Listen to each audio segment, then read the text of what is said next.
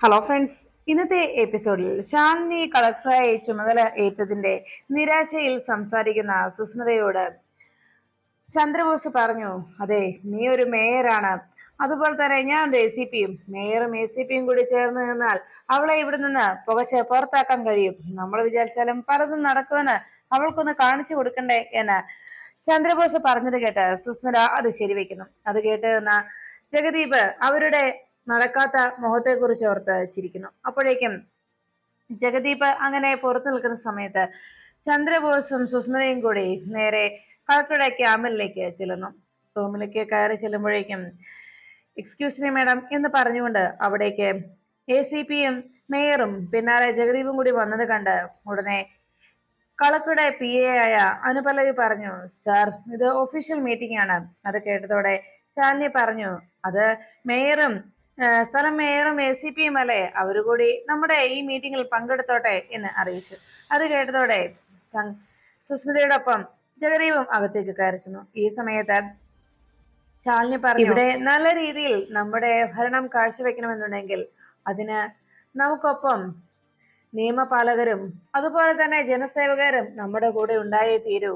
അതാണ് ഒരു നല്ല രാജതന്ത്രം എന്ന് പറഞ്ഞ് അങ്ങനെ സംസാരിച്ചുകൊണ്ട് ശാലിനി അവരു കൂടി ഈ മീറ്റിംഗിൽ പങ്കെടുക്കട്ടെ എന്ന് പറയുന്നത് കേട്ട് വളരെ അഹങ്കാരത്തോടെ ചന്ദ്രബോസ് സുസ്മിതയോട് പറഞ്ഞു, കണ്ടില്ലേരി, നമ്മൾ കൂടി അവളുടെ ഒപ്പം നിന്നില്ലെങ്കിൽ, നമ്മുടെ പിന്തുണ അവൾക്കില്ല എങ്കിൽ അവൾക്ക് ഇവിടെ ഒന്നും ചെയ്യാൻ കഴിയില്ല. ശാലിനി വെറും ഷൂ ആണ് എന്ന് പറഞ്ഞുകൊണ്ട് ചന്ദ്രബോസ് അടക്കത്തിൽ പറഞ്ഞ് ശാലിനിയെ നോക്കുമ്പോ ചന്ദ്രബോസിന്റെ സംസാരം തനിക്കെതിരെയായിരുന്നു എന്ന് മനസ്സിലാക്കിയ ശാലിനി ഒന്ന് രൂക്ഷമായിട്ട് ഇരുവരെയും നോക്കി. അപ്പോഴേക്കും ശാലിനി അവിടെ നിന്ന് സുസ്മിതയോട് പറഞ്ഞു, മേയർ ഇരിക്കണം. ഉടനെ PA-യുടെ തൊട്ടരികിൽ ചെന്ന് സുസ്മിത ഇരിക്കുന്ന സമയത്ത് ശാലിനി എല്ലാവരോടുമായി പറഞ്ഞു, നിങ്ങളുടെ എല്ലാവരുടെയും പെർമിഷനോടെ ഞാനൊരു കാര്യം ചെയ്യുന്നു എന്ന് പറഞ്ഞ് ശാലിനി വേഗം ആ ഫയൽ എടുത്ത് അതിൽ സൈൻ ചെയ്യാനായി തന്റെ കയ്യിലുള്ള പേന എടുത്തതും ഉടനെ ശാലിനി പെട്ടെന്ന് മറ്റൊരു കാര്യം ഓർത്തു. വേഗം തന്റെ ബാഗിൽ നിന്ന് താൻ വളരെ വിലപ്പെട്ടതായി കൊണ്ടു നടക്കുന്ന ആ പെൻ കയ്യിലേക്ക് എടുത്തു. ആ പേന കയ്യിലെടുത്ത് ആലോചിച്ചിരിക്കുമ്പോ അന്ന് ശാലിനി ഇന്റർവ്യൂവിന് പോകുന്ന സമയത്ത് വിഷ്ണു ശാലിനിക്ക് സമ്മാനമായി നൽകിയ ആ പേനയും അതോടൊപ്പം വിഷ്ണു പറഞ്ഞ കാര്യവും ശാലിനി ഓർമ്മിച്ചു. ഇത് ഇപ്പൊ എഴുതാനുള്ള പേനയല്ല, മറിച്ച് താൻ കളക്ടറായി വന്നതിന് ശേഷം ആദ്യം താൻ സൈൻ ചെയ്യുന്ന ഉത്തരവ്, അതിൽ ഈ പേന കൊണ്ടായിരിക്കണം താൻ സൈൻ ചെയ്യേണ്ടത്. അതിനാണ് ഞാനിപ്പോ ഈ പേന തന്നത് എന്ന് വിഷ്ണു ശാലിനിയോട് പറഞ്ഞത്. ആ വാക്കുകൾ ശാലിനി ഓർമ്മിച്ചു. അങ്ങനെ അത് ഓർത്തുകൊണ്ട് ശാലിനി തന്റെ കയ്യിലിരുന്ന ആ പേന വെച്ച് വിഷ്ണുവിനെ പുറത്തിറക്കുന്നതിന് വേണ്ടിയുള്ള ആദ്യത്തെ തന്റെ ഉത്തരവ്, കളക്ടർ എന്ന നിലയ്ക്കുള്ള തന്റെ ആദ്യത്തെ ഉത്തരവിൽ ശാലിനി സൈൻ ചെയ്തു. ഈ സമയത്ത് വിഷ്ണു ജയിലിൽ അങ്ങനെ കിടക്കുമ്പോൾ ശാലിനി ആ ഫയൽ സൈൻ ചെയ്തിട്ട് അത് നേരെ ACP-ക്ക് നേരെ നീട്ടിയിട്ട് പറഞ്ഞു, മിസ്റ്റർ ACP, ഇത് നിങ്ങളുടെ ഡിപ്പാർട്ട്മെന്റിലേക്കുള്ളതാണ് ഈ ഫയല്. അത് കേട്ടതും ചന്ദ്രബോസ് അതെന്താണെന്ന് ചോദിച്ചതും ശാലിനി പറഞ്ഞു, ഇത് സത്യഭാമ എന്ന് പറയുന്ന സ്ത്രീയുടെ തോക്കിന്റെ ലൈസൻസ് റദ്ദ് ചെയ്തുകൊണ്ടുള്ള കളക്ടറുടെ ഉത്തരവ് തെറ്റിദ്ധാരണ മൂലം ഉണ്ടായതാണെന്നും അതുകൊണ്ട് തന്നെ അവരുടെ തോക്കിന്റെ ലൈസൻസ് പുനഃസ്ഥാപിച്ചത് കൊണ്ടുള്ള പുതിയ കളക്ടറുടെ ഉത്തരവാണിത് എന്ന് പറഞ്ഞ് ആ ഫയൽ ACP-യുടെ കയ്യിലേക്ക് കൊടുത്തു. അത് കണ്ടതോടെ അതിശയത്തോടെ സുസ്മിതയും ചന്ദ്രബോസും അങ്ങനെ നോക്കി നിൽക്കുമ്പോ ശാലിനി പറഞ്ഞു, കൂടാതെ ഇതിന്റെ പേരിൽ നിങ്ങൾ ആരെയെങ്കിലും കസ്റ്റഡിയിൽ എടുത്തിട്ടുണ്ടെങ്കിൽ അവരെ ഉടനെ തന്നെ വിട്ടയക്കണമെന്ന് ശാലിനി ചന്ദ്രബോസിനോട് അറിയിച്ചു. അത് കേട്ടതോടെ ചന്ദ്രബോസ് സുസ്മിതയെ നോക്കി. ഉടനെ ചന്ദ്രബോസ് പറഞ്ഞു, മേഡം, സത്യഭാമയുടെ മകൻ വിഷ്ണുവിനെ അറസ്റ്റ് ചെയ്തിട്ടുണ്ട്. ഉടനെ ശാലിനി പറഞ്ഞു, അങ്ങനെയാണെങ്കിൽ അയാളെ ഉടനെ തന്നെ അവിടുന്ന് റിലീസ് ചെയ്യണം എന്ന് അറിയിച്ചു. അത് കേട്ടതോടെ ചന്ദ്രബോസ് പറഞ്ഞു, മേഡം, അയാള് എണ്ണം പറഞ്ഞ ഒരു കേടിയാണ് മേഡം. മേഡത്തിന് ലൈസൻസ് പുതുക്കി കൊടുക്കുവാനുള്ള അധികാരം മേഡത്തിനുണ്ട്. എന്നാൽ ക്രിമിനൽ ബാക്ക്ഗ്രൗണ്ട് ഉള്ള ഒരാളെ അറസ്റ്റ് ചെയ്ത് അവരയാളെ വിട്ടയക്കണോ വേണ്ടയോ എന്ന് തീരുമാനിക്കാനുള്ള നിയമം, അതിനുള്ള അധികാരം പോലീസിനാണുള്ളത് മേഡം എന്ന് ശാലിനിയോട് ചന്ദ്രബോസ് അറിയിച്ചു. ഈ സമയത്ത് വിഷ്ണുവിനെ സെല്ലിൽ നിന്ന് പുറത്തിറക്കിക്കൊണ്ട് ഉള്ള ഉത്തരവ് വന്നതിന്റെ വേദനയിൽ ശാലിനിയെ നോക്കി സുസ്മിത ഇരിക്കുമ്പോ ഉടനെ ചന്ദ്രബോസിനോട് സുസ്മിത പറഞ്ഞു, അങ്ങനെയാണെങ്കിൽ നിയമം അങ്ങനെയാണല്ലോ അല്ലെ, എന്നാ ജില്ലാ മജിസ്ട്രേറ്റ് എന്ന നിലയ്ക്ക് കളക്ടറുടെ പദവി വെച്ച് ആ അധികാരത്തിന്റെ മേൽ അയാൾക്ക് ജാമ്യം അനുവദിച്ചുകൊണ്ടുള്ള ഉത്തരവ് ഞാൻ നൽകിയിരിക്കുന്നു എന്ന് ശാലിനി ചന്ദ്രബോസിനോട് അറിയിച്ചു. അത് മാത്രമല്ല ഇവിടെ കൃത്യമായി നിയമം നടപ്പിലാക്കുന്നുണ്ടോ എന്നുകൂടി എനിക്കറിയണം. പിന്നെ ഞാനിപ്പോ ഈ ഉത്തരവിൽ സൈൻ ചെയ്തതുകൊണ്ട് അതിൽ എഴുതിയിരിക്കുന്നത് കളക്ടറെ തെറ്റിദ്ധരിപ്പിച്ചു എന്ന് മാത്രമാണ്. എന്നാൽ ആ തെറ്റിദ്ധാരണയുടെ മേൽ എനിക്ക് വേണമെങ്കിൽ ഒരു പുനരന്വേഷണത്തിന് വേണമെങ്കിൽ ഉത്തരവിടാം. അങ്ങനെ ആരൊക്കെയാണ് ചേർന്നിട്ടാണ് അദ്ദേഹത്തെ തെറ്റിദ്ധരിപ്പിച്ചതെന്ന് കണ്ടെത്താൻ കഴിയും. അങ്ങനെ തെറ്റിദ്ധരിപ്പിച്ചു എന്ന് കണ്ടെത്തിയാൽ നിയമം നൽകിയ പദവികളും അല്ലാതെ ജനങ്ങൾ നൽകിയ പദവികളുമെല്ലാം ഊരി വെച്ചിട്ട് ഒരു സാധാരണ ജനങ്ങളിൽ ഒരാളായി മാറേണ്ടി വരും എന്നുകൂടി എല്ലാവരും ഓർക്കുന്നത് നല്ലതാണ്. പിന്നെ ഞാനത് ചെയ്യാത്തത് ഇതിനു മുൻപ് ഈ ചെയറിലിരുന്ന ആളോടുള്ള എന്റെ ബഹുമാനം മാത്രം, അതുകൊണ്ട് മാത്രമാണ് ഞാൻ അങ്ങനെ ഒരു ഉത്തരവ് പുറപ്പെടുവിക്കാതെ ഇരിക്കുന്നത്. പിന്നെ ആ ബഹുമാനം എല്ലായ്പ്പോഴും ഉണ്ടാകണമെന്നും നിങ്ങൾ പ്രതീക്ഷിക്കേണ്ട.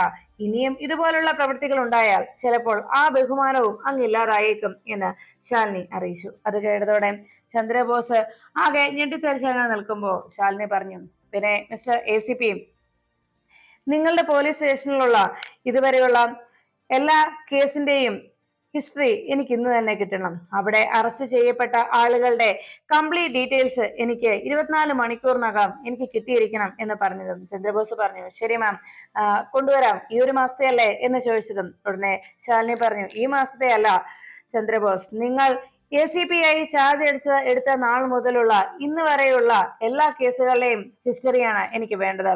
നിങ്ങൾ എന്തൊക്കെ ചെയ്തു, എന്തൊക്കെയാണ് ചെയ്തില്ലാത്തത് എന്ന് എനിക്കറിയണല്ലോ. ഞാനൊന്ന് മൊത്തത്തിലൊന്ന് വെരിഫൈ ചെയ്യട്ടെ, എല്ലാം ഒന്ന് ഞാൻ പഠിക്കട്ടെ എന്ന് ശാലിനി ചന്ദ്രബോസിനോട് അറിയിച്ചു. ചിലപ്പോൾ കേടികൾ പോലീസ് ഡിപ്പാർട്ട്മെന്റിൽ വന്നു കഴിഞ്ഞാൽ ചിലപ്പോൾ ജനങ്ങൾ കേടികളായി മാറേണ്ടി വരുന്ന സാഹചര്യം ഉണ്ടാകും.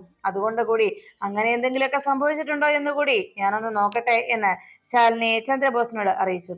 അത് കേട്ടതോടെ ഒന്നും മിണ്ടാതെ ശരി മാം എന്ന് പറഞ്ഞ് ചന്ദ്രബോസ് അങ്ങനെ നിൽക്കുമ്പോൾ ശാലിനി പറഞ്ഞു, ആൻഡ് വൺ മോർ തിങ്, എല്ലാ ദിവസവും വൈകുന്നേരം 6 മണിക്ക് ഒരു കംപ്ലീറ്റ് ബ്രീഫിംഗ് ഇവിടെ ഉണ്ടാകണം.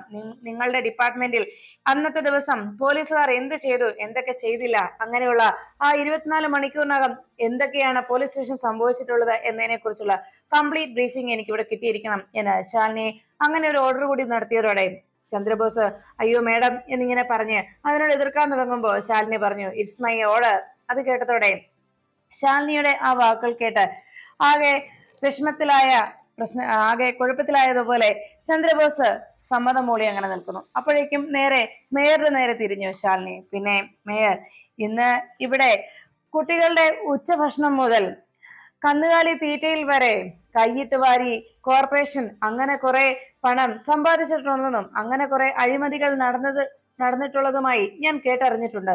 അതിനെക്കുറിച്ചുള്ള ഒരു കംപ്ലീറ്റ് ആയിട്ടുള്ള അന്വേഷണം ഞാൻ മുന്നോട്ട് വെക്കണോ എന്ന് ശാലിനി എന്റെ കൂടെ സഹകരിച്ച് മുന്നോട്ട് പോകാനാണോ മേയർക്ക് താല്പര്യം എന്ന് ശാലിനി ചോദിച്ചതും ഉടനെ സുസ്മിത പറഞ്ഞു, കരിക്കാം. അത് കേട്ട ഉടനെ ശാലിനി ഒന്ന് നോക്കിയതും സുസ്മിത പറഞ്ഞു, അല്ല, സഹകരിക്കാം. എനിക്ക് മറ്റ് പോലീസുകാരെ പോലെയൊക്കെ ഒരു മുൻവിധിയൊന്നും എനിക്കില്ലല്ലോ, അതുകൊണ്ട് ഞാൻ സഹകരിച്ചോളാം എന്ന് സുസ്മിത അറിയിച്ചു. അത് കേട്ടതും ചന്ദ്രബോസ് മനസ്സിൽ പറഞ്ഞു, അപ്പോ നിന്റെ കാര്യം വന്നപ്പോ നീ മനഃപൂർവ്വം എന്നെ തഴഞ്ഞില്ലേ എന്ന് ചന്ദ്രബോസ് മനസ്സിലങ്ങനെ ചിന്തിക്കുമ്പോൾ സുസ്മിത പറഞ്ഞു, തൽക്കാലം ക്ഷമിക്കണം ചിറ്റപ്പ, എനിക്ക് എന്റെ നിലനിൽപ്പ് നോക്കിയേ പറ്റൂ എന്ന് സുസ്മിത അങ്ങനെ മനസ്സിൽ പറഞ്ഞു. ഈ സമയത്ത് ശാലിനി പറഞ്ഞു, നമ്മൾ ഇവിടെ ജോലിക്കായി വന്നിരിക്കുന്നത് പ്രത്യേകിച്ച് നമുക്ക് നിയമം അനുശാസിച്ച് തന്നിരിക്കുന്ന ഈ ജോലികൾ സത്യത്തിൽ ജനങ്ങളെ സേവിക്കാനല്ല, നമ്മൾ നമ്മളെ തന്നെ സേവിക്കാൻ വേണ്ടിയാണ്. ഇവിടെ അഴിമതി നടക്കാൻ ഞാൻ ഒരിക്കലും അനുവദിക്കില്ല. പുസ്തകങ്ങളിൽ നിന്ന് നമ്മൾ പഠിച്ചിട്ടുള്ള കാര്യങ്ങൾ ഇവിടെ പ്രാവർത്തികമാക്കിയേ തീരൂ. അതാക്കാൻ ശ്രമിച്ചില്ല എങ്കിൽ, അങ്ങനെ ആക്കാനായി നിങ്ങൾ തയ്യാറായില്ലെങ്കിൽ ഞാൻ അത് തീർച്ചയായിട്ടും ഇവിടെ നടപ്പിലാക്കുക തന്നെ ചെയ്യും. അത് കേട്ട ഉടനെ ചന്ദ്രബോസിന്റെ അരികിൽ നിന്ന് ജഗദീപ് വേഗം കൈയടിച്ചു. കൊള്ളാം, കിടിലൻ എന്ന് പറഞ്ഞ് ചന്ദ്രബോസിന്റെ മുഖത്ത് പോലും നോക്കാതെ ജഗദീപ് പറഞ്ഞു, അതെ, ഞാൻ ഒന്ന് വിസിലടിക്കണമെന്ന് കൂടി ഉണ്ടായിരുന്നു എനിക്ക്, പക്ഷേ ഇപ്പോ കളക്ട്രേറ്റിലായി പോയില്ലേ, അതുകൊണ്ടാണ് എന്ന് ജഗദീപ് പറയുമ്പോൾ ശാലിനി ഒന്നും മിണ്ടാതെ ജഗദീപിന്റെ സംസാരവും അത്തരം ചേഷ്ടകളും ഒക്കെ അനുവദിക്കുന്നു എന്ന രീതിയിൽ ശാലിനി അങ്ങനെ നിൽക്കുന്നു. അപ്പോഴേക്കും ചന്ദ്രബോസ് ദേഷ്യത്തോടെ ജഗദീപിനെ നോക്കി ജഗദീപിന്റെ കാലിന് ഒരു ചവിട്ട് കൊടുത്ത് ജഗദീപിനോട് അടങ്ങിയിരിക്കാനായി ചന്ദ്രബോസ് അറിയിച്ചു. ഈ സമയത്ത് ശാലിനി പറഞ്ഞു, അതെ, ഇവിടെ ജനങ്ങളെ സേവിക്കാനാണ് നമ്മൾ വന്നിരിക്കുന്നത്. ഇവിടെ കൃത്യമായും സത്യത്തിൽ ജനങ്ങളെ സേവിക്കുന്നു എന്ന് പറയുന്നതോടൊപ്പം തന്നെ നമ്മൾ നമ്മളെ സേവിക്കുന്നു എന്നാണ് ചിന്തിക്കേണ്ടത്. നമ്മുടെ ജോലികൾ, നമുക്ക് വേണ്ട കാര്യങ്ങൾ നമ്മൾ ചെയ്യുന്നതിന് നിയമം നമുക്ക് അല്ലെങ്കിൽ ഭരണകൂടം നമുക്ക് പണം നൽകുന്നു, ശമ്പളം നൽകുന്നു. അത് ഒരു കണക്കിന് നമ്മുടെ ഭാഗ്യമല്ലേ? നമ്മൾക്ക് വേണ്ടി നമ്മൾ ചെയ്യുന്ന ജോലി അതിന് നമുക്ക് പണം കിട്ടുന്നു എന്ന് പറയുന്നത് അത്രമാത്രം എല്ലാവരും കരുതിയാൽ മതി. ഇവിടെ ജനങ്ങൾക്ക് വേണ്ടിയല്ല നമ്മൾ ഓരോ ജോലികൾ ചെയ്യുന്നതും നമുക്ക് വേണ്ടിയാണെന്ന് വേണം മനസ്സിലാക്കാൻ. കാരണം ഇന്ന് നമ്മൾ ആർക്കെങ്കിലും നിഷേധിക്കുന്നുണ്ടെങ്കിൽ, അവർക്ക് അവകാശപ്പെട്ട കാര്യങ്ങൾ നമ്മൾ എന്തെങ്കിലും നിഷേധിക്കുന്നുണ്ടെങ്കിൽ, നാളെ നമ്മുടെ കുടുംബത്തിലുള്ള ആർക്കെങ്കിലും അതുപോലെ അനുഭവിക്കേണ്ടി വരും എന്നതാണ് നമ്മൾ മനസ്സിലാക്കേണ്ടത്. ഇന്ന് ഒരു വിധവാ പെൻഷന് വേണ്ടി വരുന്നയാൾക്ക് അത് കൃത്യമായി ചെയ്തു കൊടുത്തില്ല എങ്കിൽ, നാളെ നമ്മൾ മരിച്ചു കഴിയുമ്പോൾ നമ്മുടെ ഭാര്യയ്ക്ക് കിട്ടേണ്ടി വരുന്ന ആനുകൂല്യങ്ങളും മകൾക്ക് കിട്ടേണ്ടി വരുന്ന ആനുകൂല്യങ്ങളും ഒക്കെ ഇതുപോലെ തന്നെയാണ് നഷ്ടമാകുന്നത്. അക്കാര്യം എല്ലാവരും ഓർക്കുക. നമ്മുടെ കുടുംബത്തിന് സംഭവിച്ചാൽ എന്ത് സംഭവിക്കും എന്നാണ് എല്ലാവരും ചിന്തിക്കേണ്ടത്. ആ കാഴ്ചപ്പാടോടുകൂടി വേണം ഇവിടെ ജോലിയുമായി മുന്നോട്ട് പോകാൻ. ഇവിടെ എല്ലാവർക്കും കുടുംബത്തിനും പ്രാധാന്യം നൽകുന്നുണ്ട്. അതുകൊണ്ട് തന്നെ ഇവിടെ ഓഫീസിൽ കൃത്യ ടൈമിൽ തന്നെ ഇവിടെ എത്തിയിരിക്കണം. കറക്റ്റ് ടൈമിൽ തന്നെ ഓഫീസിൽ വന്നെത്തുകയും കൃത്യമായി ജോലി ചെയ്യുകയും വേണം. അതോടൊപ്പം തന്നെ വൈകുന്നേരം നിങ്ങളുടെ ഡ്യൂട്ടി ടൈമിന് ശേഷം പിന്നെ ഒരാളും ഈ കോമ്പൗണ്ടിൽ ഉണ്ടാകാൻ പാടില്ല. അത് മാത്രമല്ല, ഓരോ ദിവസവും നിങ്ങൾക്ക് ഓരോരോ ജോലികൾ തന്നിരിക്കും. അന്നേ ദിവസം നിങ്ങൾ ചെയ്തു തീർക്കേണ്ടതായ ഓരോ ജോലികൾ ഓരോരുത്തർക്കുമായി നൽകിയിരിക്കും. അത് അന്നത്തെ ദിവസം തീർച്ചയായിട്ടും നിങ്ങൾ അത് പൂർത്തീകരിച്ചിരിക്കണം എന്നതാണ് എന്റെ നിയമം. അതോടൊപ്പം തന്നെ നിങ്ങൾ മനസ്സിലാക്കേണ്ട മറ്റൊരു കാര്യം കൂടി ഉണ്ട് എന്ന് ശാലിനി എല്ലാവരെയും ഓർമ്മിപ്പിച്ചു. ഈ കളക്ട്രേറ്റിൽ ഓരോരുത്തരും കൈക്കൂലി വാങ്ങിക്കുന്നത് അക്കാര്യത്തിൽ അഴിമതി ഒരിക്കലും ഞാൻ ഇവിടെ വെച്ചു പുലർത്തുകയില്ല. ഒരു പ്യൂൺ ഇവിടെ എന്തെങ്കിലും കാര്യം സാധിച്ചു കൊടുക്കാമെന്ന് പറഞ്ഞ് ഇവിടെ എത്തിച്ചേരുന്ന ആരുടെയും കയ്യിൽ നിന്ന് പണം വാങ്ങിച്ചാൽ അക്കാര്യം പിന്നീട് അവർ ഓരോ തലത്തിൽ നിന്ന് ഉയർന്ന മേലെ മുകളിലേക്ക് പോകും തോറും അതിനേക്കാൾ ഏറെ പ്രശ്നങ്ങൾ, അതിനേക്കാൾ ഏറെ കൂടുതൽ അഴിമതികൾ നടപ്പിലാക്കാൻ അവർ അതിനായി മുൻതൂക്കം നൽകും. അതുകൊണ്ട് തന്നെ അത്തരം അഴിമതികളെ ഒന്നും ഞാൻ ഒരിക്കലും ഇവിടെ വെച്ചു പുലർത്തില്ല എന്ന് ശാലിനി എല്ലാവരോടുമായി അറിയിച്ചു. അതെല്ലാം കേട്ടതോടെ അത് കേട്ടുനിന്ന ജഗദീപ് വളരെ സന്തോഷത്തോടെ കൈയടിച്ചു. ഈ സമയത്ത് ശാലിനി തന്റെ നിയമങ്ങളും തന്റെ കാഴ്ചപ്പാടുകളും എല്ലാവർക്കുമായി മുന്നിൽ പറഞ്ഞതിന് ശേഷം ശാലിനി പറഞ്ഞു, ഞാൻ ഈ പറഞ്ഞ കാര്യങ്ങൾക്ക് ആർക്കെങ്കിലും എതിരഭിപ്രായം ഉണ്ടെങ്കിൽ ആർക്ക് വേണമെങ്കിലും പറയാം എന്ന് ശാലിനി അറിയിച്ചു. ആരും ഒന്നും മിണ്ടാതെ അങ്ങനെ ഇരിക്കുമ്പോ നിങ്ങൾ ആർക്ക് വേണമെങ്കിലും ഈ കാര്യത്തിൽ എന്ത് അഭിപ്രായം വേണമെങ്കിലും ഇതിനെ എതിർത്ത് സ്വജന പക്ഷപാതം എന്തെങ്കിലും ഇവിടെ ആരെങ്കിലും നടത്തിയാൽ അതും നിങ്ങൾക്ക് പറയാവുന്നതാണ് എന്ന് ശാലിനി പറയുമ്പോൾ ഉടനെ അവിടെ ഇരുന്ന ശാലിനിയുടെ അരികിലിരുന്ന ശാലിനിയുടെ PA സുസ്മിതയ്ക്കൊപ്പം നിൽക്കുന്ന ആ അനുപല്ലവി വേഗം തന്റെ ഒരു കൈ ഉയർത്തി. വലത് കൈ ഉയർത്തിയത് കണ്ടതോടെ ചന്ദ്രബോസും സുസ്മിതയും വളരെ സന്തോഷത്തോടെ ശാലിനിക്കെതിരായി ഒരാളെങ്കിലും ഉണ്ടല്ലോ എന്ന ആശ്വാസത്തിൽ നോക്കി. അപ്പോഴേക്കും ആ പെൺകുട്ടി തന്റെ ഇടത് കൈ കൂടി ഉയർത്തി എല്ലാവരും കാണെ കൈയടിച്ചു. അത് കണ്ടതോടെ മറ്റുള്ളവരെല്ലാവരും കൈയടിക്കാൻ തയ്യാറായി. അവസാനം ശാലിനിക്ക് ആ ഓഫീസിലുള്ള എല്ലാ ജീവനക്കാരുടെയും കയ്യടിയോടുകൂടിയുള്ള ആദ്യത്തെ ദിവസം തുടങ്ങിയതിന്റെ ദേഷ്യത്തിൽ ചന്ദ്രബോസ് അങ്ങനെ നോക്കുമ്പോൾ അവിടെ നിന്ന് സുസ്മിതയും ചന്ദ്രബോസും മാത്രം കൈയടിക്കുന്നില്ല എന്ന് ശാലിനിക്ക് മനസ്സിലായി. സുസ്മിത ചന്ദ്രബോസിനെ നോക്കുന്നതും ഉടനെ ശാലിനി ചന്ദ്രബോസിന്റെ മുഖത്തേക്ക് നോക്കിയതോടെ തനിക്ക് നേരെയുള്ള നോട്ടം എന്ത് കാരണത്താലാണെന്ന് മനസ്സിലാക്കിയ ചന്ദ്രബോസ് അറിയാതെ കൈയടിച്ചു. പിന്നീട് കൈയടിക്കാതിരുന്ന സുസ്മിതയുടെ നേരെ ശാലിനിയുടെ നോട്ടം വന്നതോടെ സുസ്മിതയും കൈയടിക്കാൻ തയ്യാറാകുന്നു. ഇല്ലെങ്കിൽ ഇതിന്റെ പിന്നാലെ വരാൻ പോകുന്ന അന്വേഷണത്തിന്റെ കുരുക്കുകളെ കുറിച്ച് ഓർത്ത് സുസ്മിതയും ചന്ദ്രബോസും കൃത്യമായി മനസ്സിലാക്കിയത് കൊണ്ട് ശാലിനിയെ അനുകൂലിക്കുന്ന രീതിയിൽ അവർ കൈയടിച്ച് പാസ്സായി. അതിനുശേഷം ജഗദീപും എല്ലാവർക്കും ഒപ്പം നിന്ന് കൈയടിച്ചു. പിന്നീട് ഇന്നത്തെ മീറ്റിംഗ് കഴിഞ്ഞു, എല്ലാവർക്കും അവരവരുടെ സീറ്റിലേക്ക് പോകാമെന്ന് ശാലിനി സ്റ്റാഫുകളോട് അറിയിച്ചതും അവരെല്ലാവരും അവിടെ നിന്ന് പുറത്തേക്ക് ഇറങ്ങിപ്പോയി. ആ സമയത്ത് ശാലിനിയോട് സുസ്മിത പറഞ്ഞു, അപ്പോ കാണാം മേയർ എന്ന് പറഞ്ഞ് ഷെയ്ഖാന് നൽകാൻ ഒരുങ്ങുമ്പോ ശാലിനി പറഞ്ഞു, കാണാതെ പറ്റില്ലല്ലോ എന്ന ശാലിനിയുടെ മറുപടി കേട്ട് സുസ്മിതയും ചന്ദ്രബോസും ആ ക്യാബിനിൽ നിന്ന് പുറത്തേക്ക് ഇറങ്ങി. ഈ സമയത്ത് അവിടെ തനിച്ചായ ജഗദീപിനോട് ശാലിനി പറഞ്ഞു, നന്ദിയുണ്ട് ജഗദീപ്, ഇവിടുത്തെ വിവരങ്ങളൊക്കെ കൃത്യസമയത്ത് എന്നെ അറിയിച്ചതിന്. അത് കേട്ടതും ജഗദീപ് പറഞ്ഞു, ഇവിടെ ശരിക്കും ആശാനെയും സത്യാമ്മയും വല്ലാതെ വീർപ്പ് മുട്ടിക്കുകയാണ്. ഇവിടുന്ന് ഇറങ്ങിപ്പോയ ആ രണ്ടെണ്ണം ഞാൻ ശരിക്കും സഖി കേട്ട സമയത്താണ് വിവരങ്ങളൊക്കെ നേരത്തെ വിളിച്ചറിയിച്ചത്. അത് കേട്ടതോടെ ശാലിനി പറഞ്ഞു, കൃത്യസമയത്ത് വിജിലൻസിന് മുൻപിരുന്ന കളക്ടറെ കുറിച്ചുള്ള എല്ലാ ഡീറ്റെയിൽസും ജഗദീപ് കൈമാറിയത് കൊണ്ടുകൂടി മാത്രമാണ് എനിക്ക് പെട്ടെന്ന് ഇവിടേക്ക് ട്രാൻസ്ഫർ ചോദിച്ചു വാങ്ങിക്കാൻ കഴിഞ്ഞതും ഇവിടേക്ക് പെട്ടെന്ന് എത്തിച്ചേരാൻ സാധിച്ചതും എന്ന് ശാലിനി അറിയിച്ചു. അത് കേട്ടതോടെ ജഗദീപ് പറഞ്ഞു, അല്ല ഇവിടെ മേഡം ചാർജ് എടുത്ത കാര്യം ഞാൻ എല്ലാവരെയും കൂടി ഒന്ന് അറിയിച്ചോട്ടെ, വീട്ടിൽ കൂടി പറഞ്ഞോട്ടെ. കുടുംബത്തെ കുറിച്ച് മേഡം പറഞ്ഞല്ലോ, മേഡത്തിന്റെ കുടുംബത്തിന്റെ കാര്യമാണ് ഞാൻ ചോദിച്ചത്. എന്നെ ആശാൻ പലപ്പോഴും കാണാറുള്ള സമയത്തൊക്കെ മേഡത്തെ കുറിച്ച് മാത്രമേ പറയാറുള്ളൂ. വർഷം ഇത്രയായിട്ടും ആശാന മനസ്സിൽ നിന്ന് മേഡം പോയിട്ടില്ല. മേഡം മാത്രമേ ആ മനസ്സിൽ അന്നും ഇന്നും എന്നും ഉണ്ടായിരിക്കുള്ളൂ. അതുകൊണ്ട് ആശാന് ഒത്തിരി സന്തോഷമാകും. ആശാൻ ഒത്തിരി ആഗ്രഹിച്ചല്ലേ മേഡം ഈ കസേരയിൽ വന്നിരിക്കുന്നത് കാണാൻ. അതുകൊണ്ട് ഞാൻ ഒന്ന് വിളിച്ചു പറയട്ടെ മേഡം എന്ന് ചോദിച്ചതും ശാലിനി പറഞ്ഞു, ഇപ്പൊ വേണ്ട ജഗദീപേ, ഞാൻ പറയാം, സമയമാകുമ്പോൾ ഞാൻ ജഗദീപിനോട് പറയാം എന്നറിയിച്ചതും, എന്നാ ശരി മേഡം, ഞാൻ ഇറങ്ങിക്കോട്ടെ. ആശാനോടുള്ള സ്നേഹം കൊണ്ടാണ്, എനിക്ക് ആശാനെ മറക്കാൻ കഴിയില്ലല്ലോ എന്ന് പറഞ്ഞുകൊണ്ട് ജഗദീപ് അവിടെ നിന്നിറങ്ങി. ജഗദീപ് പോയി കഴിയുമ്പോൾ ജഗദീപ് പറഞ്ഞ വാക്കുകൾ ശാലിനിയുടെ മനസ്സിനെ അലട്ടി. ഇത്രയും വർഷമായിട്ടും ആശാന മനസ്സിൽ മേഡം മാത്രമേ ഉള്ളൂ എന്നും എപ്പോ കണ്ടാലും മേഡത്തെ കുറിച്ച് മാത്രമാണ് ആശാന സംസാരിക്കാനുള്ളത് എന്ന് ശാലിനിയോട് ജഗദീപ് പറഞ്ഞ കാര്യങ്ങൾ പെട്ടെന്ന് ശാലിനി ഓർമ്മിച്ചു. ഈ സമയത്ത് പുറത്തിറങ്ങിയ സുസ്മിത ചന്ദ്രബോസിനോട് ദേഷ്യപ്പെട്ടു. ചിറ്റപ്പൻ എന്തൊക്കെയാ പറഞ്ഞത്? നമ്മുടെ രണ്ടുപേരുടെയും പിന്തുണയില്ലെങ്കിൽ അവൾക്ക് ഇവിടെ ഒന്നും ചെയ്യാൻ കഴിയില്ല എന്ന്. എന്നിട്ട് കണ്ടില്ലേ അവൾ എന്തൊക്കെയാ നമ്മളെ കൊണ്ട് ചെയ്യിക്കാൻ തയ്യാറായിരിക്കുന്നതെന്ന് എന്ന് ചോദിച്ചതും ചന്ദ്രബോസ് പറഞ്ഞു, ഇത് മോളെ, അവൾ ഇത്രയൊക്കെ കരുതിക്കുട്ടി ഇവിടേക്ക് വന്നതെന്ന് നമ്മൾ എങ്ങനെ അറിഞ്ഞേ? അവള് പറഞ്ഞത് കേട്ടില്ലേ, ഒറീസയില് അവിടുത്തെ ജനാധിപത്യത്തിനെ പോലും അവൾക്ക് നിസ്സാരമായിട്ട് അവരെ എല്ലാം മൂക്കുകുത്തിക്കേണ്ടി വന്നത്.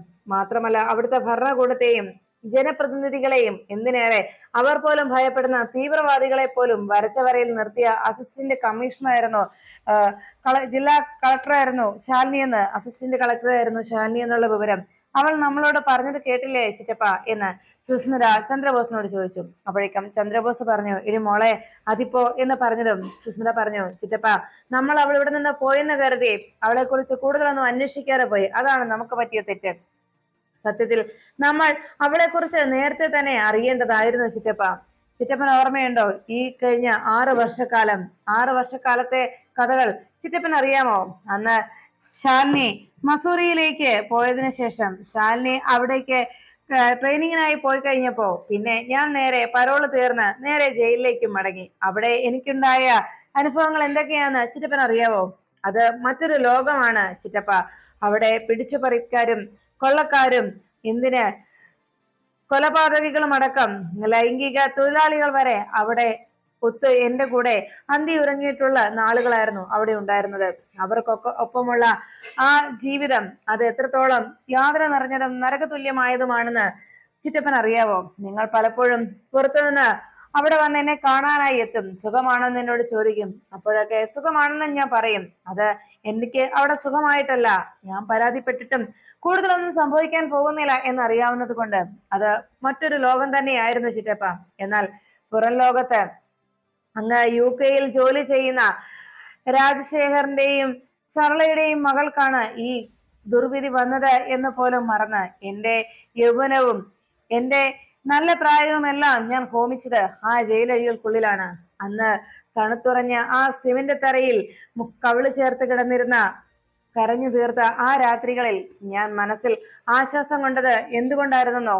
ഇതിനൊക്കെ കാരണക്കാരിയായവളുടെ ജീവിതം അത് തകർന്നു പോയല്ലോ എന്നോർത്ത്, അവളുടെ കുടുംബം അത് ചിന്നിച്ചിതറി ഇല്ലാതായി തീർന്നല്ലോ എന്ന ആശ്വാസം മാത്രം. അവൾക്കിനി ഒരിക്കലും ഒരു കുടുംബ ജീവിതം ഉണ്ടാവുകയില്ല എന്നും ഭർത്താവിനോടൊപ്പം മക്കളോടൊപ്പമുള്ള ഒരു ജീവിതം അവൾക്കിനി ഒരിക്കലും ലഭിക്കില്ലല്ലോ എന്ന ആശ്വാസത്തിലായിരുന്നു ഞാൻ അന്ന് നിന്നത്. എന്നാൽ അവൾ എനിക്കെതിരെയുള്ള ആയുധങ്ങൾ സ്വരുക്കൂട്ടുകയായിരുന്നു. അങ്ങ് കണ്ണെത്താ മറയത്ത് നിന്നുകൊണ്ട് അവൾ നമ്മളെ തകർക്കുന്നതിന് വേണ്ടിയുള്ള സർവ്വസന്നാഹങ്ങളുമായിട്ട് അവൾ നമുക്ക് നേരെ പാഞ്ഞെത്തുന്നതിനായിട്ടുള്ള കരുക്കൾ നീക്കാനുള്ള തയ്യാറെടുപ്പിലായിരുന്നു ആ സമയത്ത് അവൾ എന്നുള്ള കാര്യം നമ്മൾ അറിഞ്ഞിരുന്നില്ല. ഇപ്പോ അവൾ നമുക്ക് മുകളിലായി അധികാരത്തിന്റെ എല്ലാ പദവികളും അവൾക്ക് മാത്രമായി സമ്മാനിച്ച് അവസാനം അവളുടെ മുന്നിൽ വെറുതും ആജ്ഞാനവർത്തികളായി നിൽക്കേണ്ടി വന്ന ഈ അവസ്ഥയിൽ പോലും ശരിക്കും നമുക്ക് ഒന്നും ചെയ്യാൻ കഴിയുന്നില്ലല്ലോ ചിറ്റപ്പ, ഇനിയിപ്പോ നമ്മൾ എന്ത് ചെയ്യാനാണ് എന്ന് ചോദിക്കുമ്പോ ഉടനെ ചന്ദ്രബോസ് പറഞ്ഞു, ഇനി മോളെ നീ ഒരു കാര്യം മനസ്സിലാക്കണം. ഗവൺമെന്റ് അവൾക്ക് നൽകിയിരിക്കുന്ന കളക്ടർ എന്ന പദവി അത് സത്യത്തിൽ മേയർ എന്ന നിന്റെ പദവിയേക്കാളും ഒരു പടി താഴെ തന്നെയാണ്. നീ മനസ്സിലാക്കിക്കോ. അത് അവളുടെ ആ സ്ഥാനം നിയമം നൽകുന്നതാണ്, ഗവൺമെന്റ് നൽകിയിരിക്കുന്നതാണ്. എന്നാൽ നിന്റേത് ജനപ്രതിനിധി എന്നുള്ള ഈ സ്ഥാനം ജനങ്ങൾ നിനക്ക് തന്നിരിക്കുന്നതാണ്. അതുകൊണ്ട് തന്നെ അവളെക്കാൾ ഉയർന്ന പദവി നിന്റെ ഈ മേയർ സ്ഥാനം തന്നെയാണ് മോളെ എന്ന് സുസ്മിതയോട് ചന്ദ്രബോസ് പറയുമ്പോൾ ഒലക്ക എന്ന് പറഞ്ഞ് സുസ്മിത ചന്ദ്രബോസ് നേരെ തിരിഞ്ഞു. എന്ത് സ്ഥാനമാണ് എനിക്കുള്ളത്? ഇവിടെ മേയറിന് എന്ത് പദവി ഉണ്ടെന്നാ ചിറ്റപ്പൻ പറയുന്നത് എന്ന് പറയുമ്പോൾ ഉടനെ അവിടേക്ക് ഗോവിന്ദ ഹരിഗോവിന്ദ എന്ന് പറഞ്ഞുകൊണ്ട് ജഗദീപ് അരികിലേക്ക് എത്തി. ജഗദീപ് അരികിലേക്ക് വന്നതും ഉടനെ ചന്ദ്രബോസിന്റെയും സുസ്മിതയുടെയും സംസാരം കേട്ടിട്ട് ചന്ദ്രബോസ് വന്ന് പറഞ്ഞു, ചിറ്റപ്പ എന്റെ നേരെ ദേഷ്യപ്പെടാൻ വരട്ടെ. ഞാൻ ഇങ്ങനെ പറഞ്ഞു എന്തെന്ന് വെച്ചാൽ, ചിറ്റപ്പൻ ഇപ്പോ ഇവളോട് പറഞ്ഞു കൊടുത്ത കാര്യം കൂടുതൽ വിശദീകരിച്ച് അവൾക്കൊന്ന് മനസ്സിലാക്കി കൊടുക്കാനാണ് ഞാൻ ഇവിടേക്ക് വന്നത്. എന്റെ സുസ്മിതെ, നീ ഒരു കാര്യം മനസ്സിലാക്കണം. നീ ഇവിടെ വിജയിച്ചിരിക്കുന്നത്, മേയർ സ്ഥാനത്തിരിക്കുന്നത് വെറും 13 വോട്ടിന്റെ ഭൂരിപക്ഷത്തിൽ മാത്രമാണ്. അക്കാര്യം നീ മറക്കരുത്. നിനക്കൊപ്പം നിൽക്കുന്നത് വെറും 3 കൗൺസിലർമാർ. അവർക്ക് എന്തെങ്കിലും ഒരു മനമാറ്റം സംഭവിക്കുകയോ അവരൊന്ന് കുതുകാൽ വെട്ടുകയോ ചെയ്തു കഴിഞ്ഞാൽ നീ വീണ്ടും വെറും ഒരു കൗൺസിലറായി മാറും. അതിനുശേഷം ഇനി ഒരു തെരഞ്ഞെടുപ്പ് കൂടി നിനക്ക് മേലുണ്ടായ അഴിമതിയും മറ്റു കാര്യങ്ങളും ഒക്കെ വെച്ച് ഇനിയും നിന്റെ മേൽ എന്തെങ്കിലുമൊക്കെ ആരോപണങ്ങൾ വന്നാൽ, ഇനിയും ഒരു ഇലക്ഷൻ സംഭവിച്ചാൽ അന്ന് നീ തെങ്കാശി പട്ടണം പോലെ ശിവകാശി പട്ടണം പോലെ നീ പൊട്ടിത്തീരും. അത് തീർച്ചയാണ്. അത് മാത്രമല്ല, അങ്ങനെ നീ പിന്നെ അങ്ങനെ ഒരു ഇലക്ഷൻ നേരിടേണ്ടി വന്നാൽ അതിനുശേഷം നീ വെറും ഒരു പ്രതിനിധി പോലും അല്ലാതെ വെറും ഒരു ജനമായി മാറും. അക്കാര്യം നീ മറക്കണ്ട. അങ്ങനെ ഒരു അവസ്ഥ നിനക്കായി കാത്തിരിപ്പുണ്ടെന്നുള്ള കാര്യം ജഗദീപ് സുസ്മിതയെ ഓർമ്മപ്പെടുത്തുമ്പോൾ കലിയോടെ സുസ്മിത ചന്ദ്രബോസിനെ നോക്കുന്നു.